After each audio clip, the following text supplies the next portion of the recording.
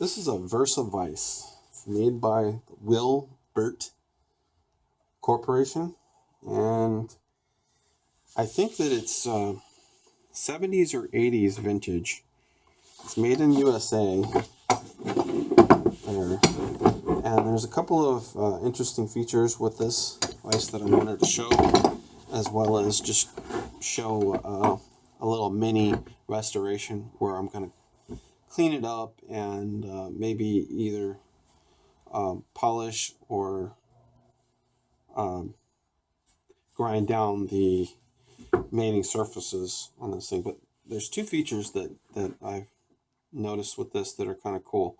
One is that as you tighten this down, normally this thing swivels, but as you tighten it down, the harder you tighten it down, the more it locks and prevents swivel.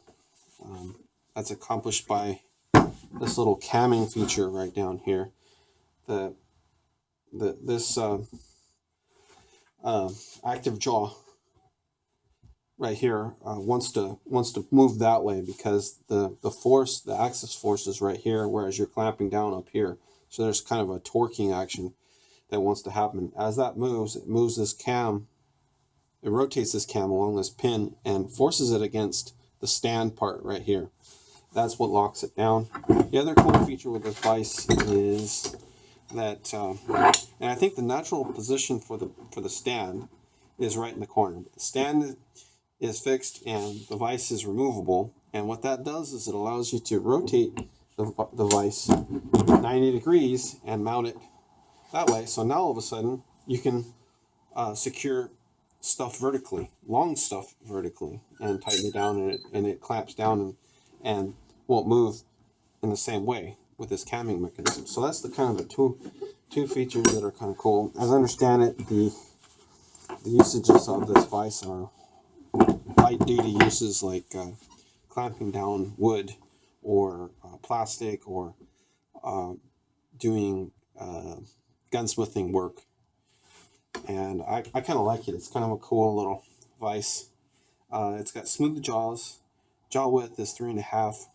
The jaw depth is 5 inches. So you get a fair amount of range there. It's got a small little anvil right here. And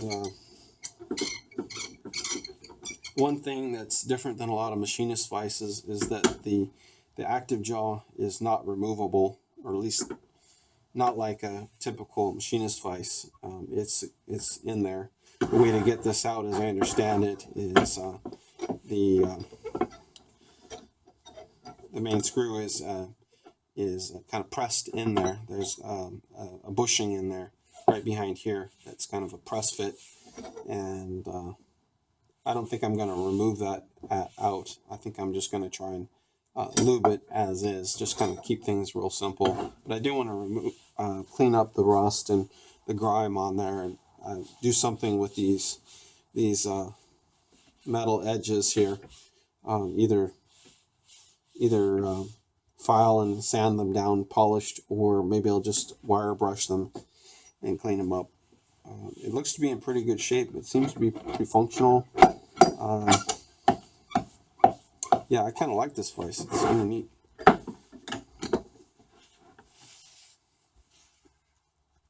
First step's going to be to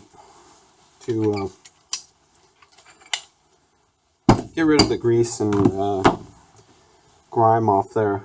I'm going to use some kerosene in this little needle dropper here, and I got some different brushes here to see what I can do. I'm gonna see about saving the paint as much as I can. I'm not going to repaint it. I'm just going to leave it as it is, as original. But I am going to try and clean it up and get rid of as much rust as I can off there, and grime and stuff. So we're going to hit it with this and see how well it cleans up. I like these little dispensers because really minimizes the amount of kerosene that you use, and puts it right where you want it. And you can actually use it to wash too. If you press hard on this thing, you get a stream. I don't know if you saw that, but you can get a nice stream of spray out of it. Kind of cleans it up good. Clean up as much as I can out of this thing. And leave it as is. I don't want to really go to the extent of repainting this thing. Well, we can let that soak as well while we hit this other part here. This is somewhat more involved here. There's quite a bit of grime underneath this side right here, so I want to, well, actually that's not so bad. It looked worse than it was. But I just start wetting it down, let it start to soak in there. And we'll start hitting it, cleaning it up. The kerosene isn't gonna really affect the paint. It shouldn't. If it does, then it's really no good paint anyway. But it will kind of help remove the grease, loosen up the grease, and any other debris in there. Looks like he might have been doing, the guy that owned this before me was doing a little bit of woodworking with this, and undoubtedly I think he was doing some blacksmithing work as well with it. I see some sawdust on there and stuff.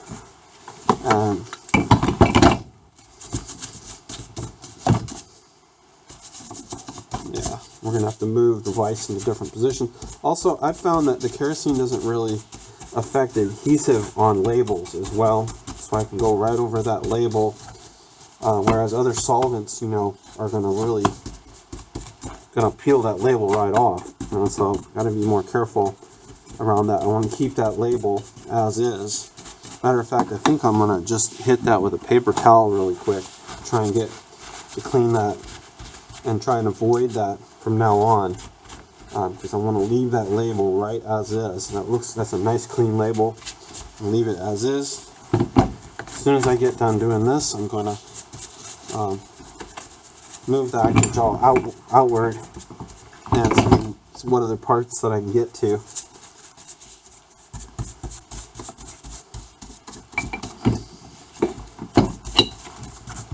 Looking better already.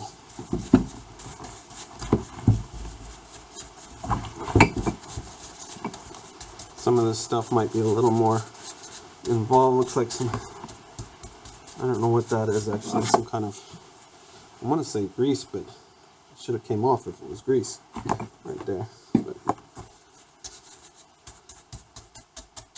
let me let it soak for a little bit. Yeah. And sometimes it takes a couple of passes for this to work. But I do like using the kerosene on this stuff as opposed to other solvents. Kerosene will even help loosen up some of the rust as well. Doesn't remove the rust, but it will help loosen it, the surface rust off there. Expand that guy out, see what other surfaces we can get to. That's good enough. And once you get enough of the kerosene built up down below, you can start using it down there too. It's kind of, that kerosene's really cheap as well, so that's another reason why I use it. Get right there, that's a good spot right there. This area of the main screw is what's used the most. It's going to get the most wear, it's going to be the dirtiest. So get this message, more tension right there. Just due to the nature of this design, this is another area that won't lube really well, just because this cam feature, you can see where it's pressing down here. Most of the time it's pressing right here. It's all dependent upon the width of the workpiece that you're sticking in there, but there's less wear out here. And it doesn't look to be actually worn, it's just that the paint's worn off. Yeah, so it's in good shape from that standpoint. So we're going to get down in there, squirt some down in there. That's another good thing about these needle dispensers. You can really get it into airtight spaces. And there's another area right there. Well, yeah, that's not actually, yeah. Okay. Okay. So that's kind of a first pass. Alright, this thing. Maybe let it soak for a little bit.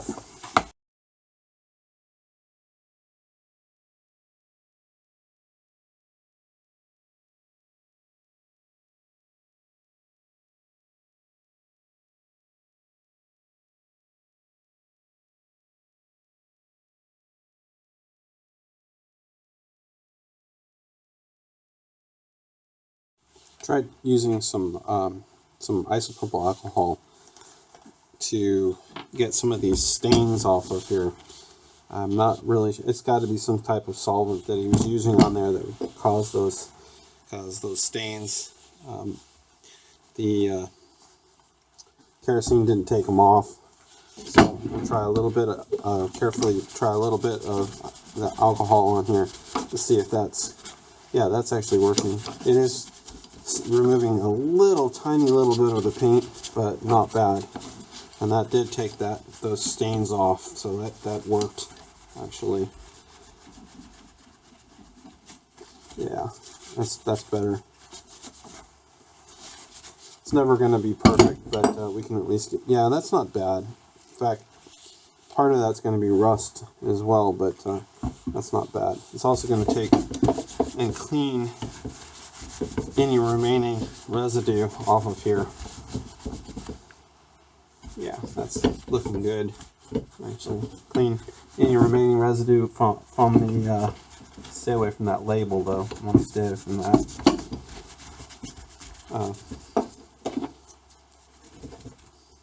See if we can get in this made in USA thing cleaned up. That's kind of a recessed thing there. Yeah, that looks good. Yeah, just kind of a wipe down, really. Getting that remaining grease off there. There's other stains off there also. So that's kind of cool when that works. Easy. Well, I went over it with the alcohol and got most of the stains off of it, but the paint's still pretty rough. I mean, it's got lots of scrapes and scuffs on there, but I'm going to leave it as is. I'm not going to repaint it.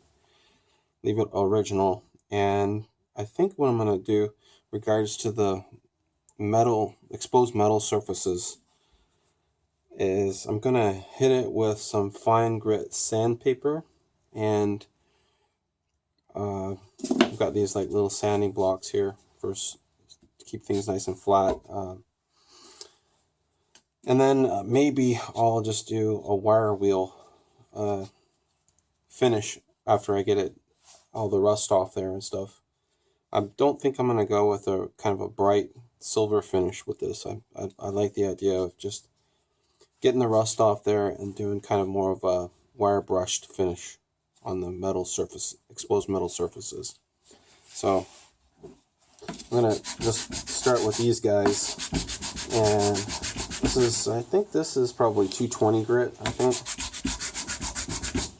And see what that looks like. And then I've got finer grits also, kind of finish it off. This will flatten it out somewhat, probably expose areas of damage also, but I'm not going to try and get it perfect. I'm going to just get the rust off, get it as flat as I can, clean it up the best I can. That's not too bad. It's definitely been used. Probably hit it with just a regular piece here, and maybe get down in there a little better. And little dings and stuff. Yeah, I think that's going to look alright. Anyway, so I'm going to hit all these exposed metal surfaces. Okay, so I did a first pass at sanding the metal to metal surfaces, exposed metal surfaces, and it's about what I expected. You know, it shows every single imperfection or little damage, scuff, and so I'm not gonna clean this paint either. I'm gonna just leave as much paint as I can on this thing. I'm just gonna get rid of the rust, and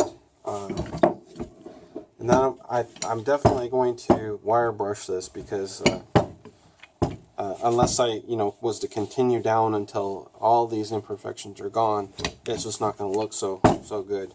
So I'm going to hit it with a wire brush next and see how that looks. I may do some more sanding to bring it down even further, but I'd rather leave as much material as possible on there.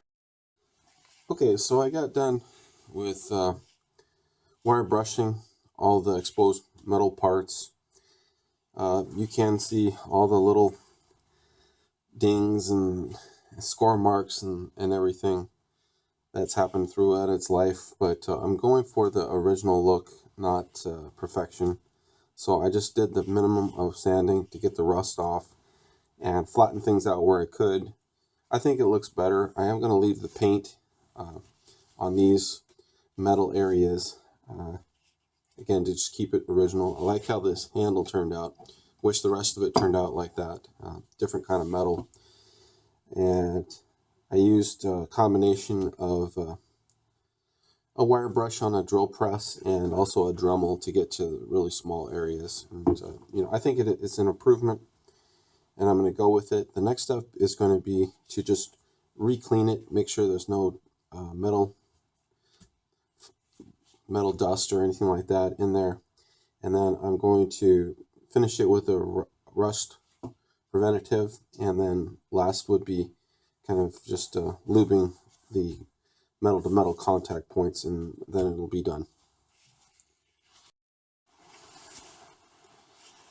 Got the vise all washed down again with alcohol to get rid of metal filings and sandpaper debris. In particular, the lead screw. I went through and cleaned that really good, make sure there's absolutely no metal filings or anything like that left. Can't really get to the nut for the lead screw because I'm not disassembling it, but I did cycle it back and forth quite a bit and tried to kind of wash through to make sure there's no particles in there. Feel pretty good about that. It's pretty clean. My next step is going to be to add a rust prevention finish on there, and this is something I make myself. It's based off of furniture paste wax formula, except that it's liquid form. Here it is in a mason jar. You see that it's liquid, but it's got beeswax in there, and also got flaxseed oil in there and turpentine. I've got another video on my channel which explains how to make this stuff if you're interested in trying it out, but it goes on a whole lot easier than an actual paste wax, and I can get every single part of this guy, even with it being assembled. I use this needle dispenser right here, and I'll show just a part of how it goes on, just to kind of give you an idea, see if you're interested in maybe trying this out yourself. You can kind of see there that it goes on as a liquid.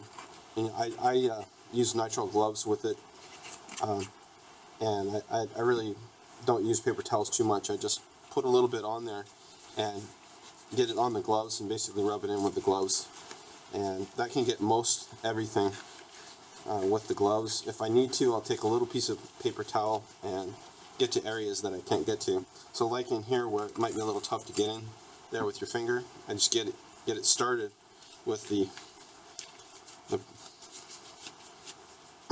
this wax rust preventer, and get that started on there. And I'll cover all the surfaces except for that main lead screw. I'm going to cover these guys as well. This will provide some lubrication for these type of metal to metal surfaces such as this and in here. I'm not going to grease those, I'm just going to add this stuff. This will harden into a somewhat smooth kind of wax finish, kind of like on a car. Like when you wax the car, it ends up being pretty smooth surface. So that's that part. I'm just kind of showing how it gets into little tight squeezes. I can get inside here with that little dispenser, and I may have to follow it back in there with a little bit of paper towel work to make sure that I don't have too much excess in there. But you can really get this, and I'm going to do these metal to metal surfaces here, and all of this. I go over labels as well with this, and it's just I just add a fair amount of it on there. I'm usually fairly liberal with this because a large part of it is turpentine. That's what keeps it to be a liquid, and so that turpentine is going to evaporate off, so I usually go on pretty heavy with this finish. But you can kind of see how quickly you can cover that vise and all those intricate surfaces. And you try to do that with a paste wax type solution, it's going to take a long time, and it's not going to be nearly as complete as this is because it flows into whatever you want. Like if there's a screw hole or something like that, I want to put that in there. I can put it right in here, right in that crack, and it's going to flow in there. And back in here, get it in there. So I just want to give you a quick idea of how that goes on, and I'll jump back when I get to the adding the lube for the main screw. Okay, so I've got the beeswax rust preventer all over the entire vise, and the only thing left is to add this high pressure grease, just a small tiny little bit of it, to the lead screw and therefore to the nut. And then I'm going to try and see if I can get it behind this handle also just a little bit. And that's another kind of metal high pressure contact area that I want to see if I can get some behind there. So really I'm just going to use a clean screwdriver. I've got a little bit of this stuff left on the top of the lid for this, and I'm just going to wipe it on there, just bare minimum. Try and keep it off everything else. Doesn't need much. Anything excessive and you're going to start attracting a lot more dust and debris and stuff like that. Then I'm just going to cycle it through a couple of times, maybe hit the front of it as well.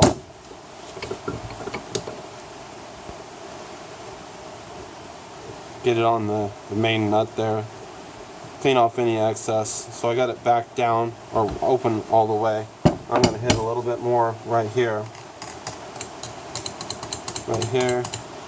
and I may put just a drop of 3-in-1 oil down in that way as well, just to see if I can get some lubrication back in there. I can't really get to it with this grease, but just a tiny little bit there. I'm going to take a kind of a razor blade here and see if I can get it behind here just a little bit, and I'll just clean off the excess behind there. Yeah, there's just enough gap to get a little bit behind there. Do what I can. Okay. Alright, so we'll cycle this thing up again and clean off the excess, and then we'll be done. I might just cycle it a couple of times just to make sure that it's all worked in there. Anyways, that's the project right there. Clean this up right here. On the end, that's where you're going to get the excess. Anyway, so hope you guys like this project.